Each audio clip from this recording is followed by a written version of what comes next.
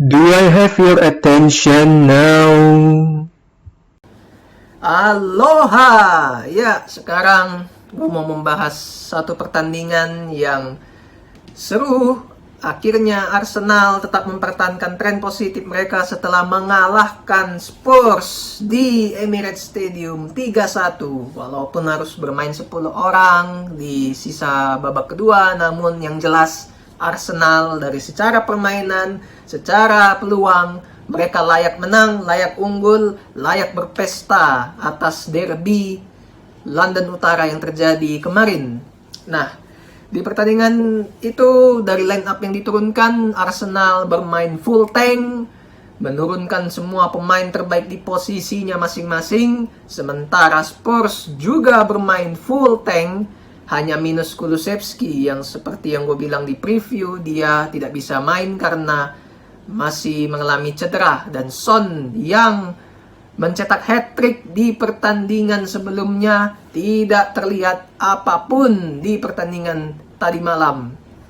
Dan dari jalannya pertandingan di babak pertama, jelas Arsenal full mendominasi satu babak pertama. Di babak kedua juga sih, sebelum kartu merah ya, kita bicara sebelum kartu merah itu terjadi. Di babak pertama Arsenal mendominasi full, banyak peluang, banyak possession, sementara Spurs dengan Conte ball hanya bisa bertahan sangat dalam di pertahanannya sendiri, parkir bus. Dan awal-awal Arsenal langsung ngegas dan banyak sekali melakukan shooting ke arah gawang Spurs, tapi shootingnya banyak melenceng dan banyak melambung. Akhirnya dapatlah satu shooting yang akurat dari Thomas Partey. Luar biasa akurasinya, 1-0 ke pojok kanan atas dari Lloris. Setelah itu Spurs langsung mengandalkan ciri khasnya, yaitu serangan counter attack cepat, memanfaatkan speed dari Son, Richarlison, dan Kane, trio maut di depan untuk berkombinasi melakukan serangan balik. Dan datanglah bencana itu. Sekali dapat serangan balik, sekali dapat serangan counter, kocar-kacir semua pertahanan Arsenal yang dikomandoi Gabriel sama Saliba dan lain-lain. Gila.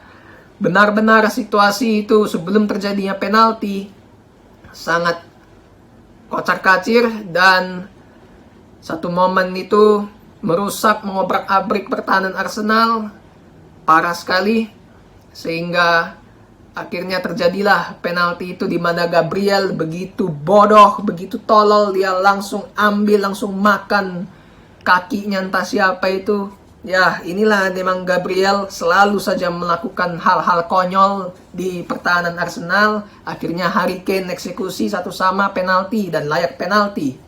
Setelah itu half time 1-1. Nah, masuk babak kedua, Arteta tetap memainkan permainan yang sama, ngepress pemain Spurs, sementara Conte tetap dengan gayanya mengandalkan serangan balik yang terbukti cukup ampuh lah, cukup merepotkan barisan pertahanan Arsenal, karena Arsenal menaruh banyak pemain di depan bola, sampai dari Martinelli melakukan aksinya walaupun tampak biasa saja, Odegaard dan lain-lain.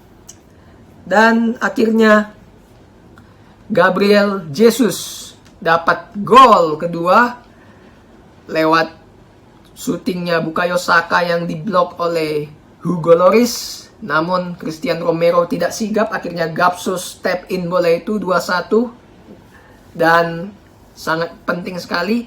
Setelah itu tibalah kartu merah yang menjadi bencana buat Conte. Di saat timnya tertinggal malah harus bermain dengan 10 orang.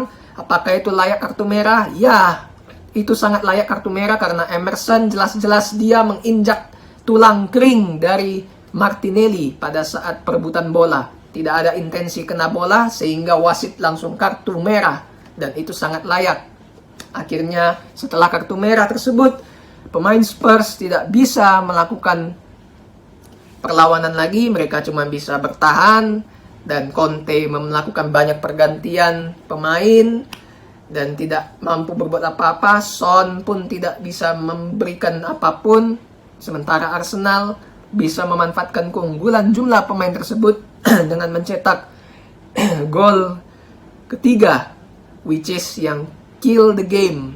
Pada saat itu, kombinasi 1-2 antara Martinelli dengan Granit Xhaka. Dan syutingnya Xhaka keren, finishingnya bagus, 3-1. Dan sampai selesai pertandingan, selesai sudah, Spurs diterkam oleh meriam London. Dan kalau melihat dari segi permainan, ya Arsenal tetap seperti biasa, bermain bagus dan sangat happy melihatnya tentunya bagi penggemarnya. Dari performa pemain di atas lapangan, itu man of the match untuk gua adalah Thomas Partey, di mana dia sangat bermain bagus di pertandingan itu, bisa menjaga lini tengah, mengontrol lini tengah begitu bagus, dan mencetak 1 gol bagus juga yang dia lakukan melalui tendangan luar kotak penalti. Granit Xhaka juga bermain luar biasa, baik dalam segi menyerang maupun segi bertahan untuk mengisi kekosongan di lini belakang pertahanan Arsenal. Yang terlihat biasa saja itu penampilannya Odegaard, Martinelli terlihat biasa saja, walaupun Martinelli banyak melakukan aksi skill individunya yang pas-pasan itu, tapi tidak ada hal berarti. Tapi untungnya berkat dia juga bermain 1-2 dengan Granit Xhaka, terciptalah gol 3-1 itu. Sementara Gapsus juga nggak begitu kelihatan sebenarnya, banyak peluang yang diciptakan lewat heading, lewat beberapa kali kesempatan, tapi ya untungnya dia bisa cetak gol lah setidaknya. Dan tentunya ini akan menjadi hasil yang positif buat kepercayaan diri di Young Guns. Sekarang tinggal yang menjadi pertanyaan gua kembali lagi, lini pertahanan Arsenal yang sangat kurang sekali ya, apalagi kalau diserang lewat kecepatan seperti pemain Spurs yang punya speed di situ. Disitulah kocar-kacir, karena dalam sistemnya Arteta, dia taruh banyak pemain di depan bola sehingga hanya meninggalkan 2 orang di lini belakang. Itu pun 2 orang tersebut sangat tinggi sekali majunya sampai ke garis tengah lapangan untuk membantu serangan, sehingga pada saat terjadinya counter, situasi serangan balik, terdapat banyak sekali space di belakang pertahanan Arsenal yang membuat banyak sekali ruang untuk bisa dieksploitasi oleh pemain-pemain cepat seperti Son dan Richarlison pada pertandingan itu. Inilah hal yang harus diperbaiki oleh Arteta. Dia harus bisa belajar dari pengalamannya setiap laga. Jangan sampai dia takabur, jangan sampai dia lengah, karena Arsenal kalau melawan tim-tim kecil di Liga Inggris ini pasti akan kerepotan lewat serangan balik, karena mereka selalu bisa mendominasi permainan lewat sistemnya yang sudah berjalan baik dengan materi pemain yang kualitasnya itu medium, tidak high seperti itu. We'll see seperti apa. Dan untuk Spurs, ya yang kata banyak orang menjadi calon penantang juara Liga Inggris. Kalian sudah lihat sendiri permainannya, hanya mengandalkan counter attack, hanya bisa parkir bis, mengandalkan speed dari trio maut di depan. Possession ball mereka nggak bisa mengalirkan bola sama sekali, terlihat kesusahan. So buat jadi penantang juara, apa dasarnya? Itu yang harus dipertanyakan. Untuk kalian semua berpikir secara objektif, komprehensif. Thanks for watching. Say goodbye to the other side.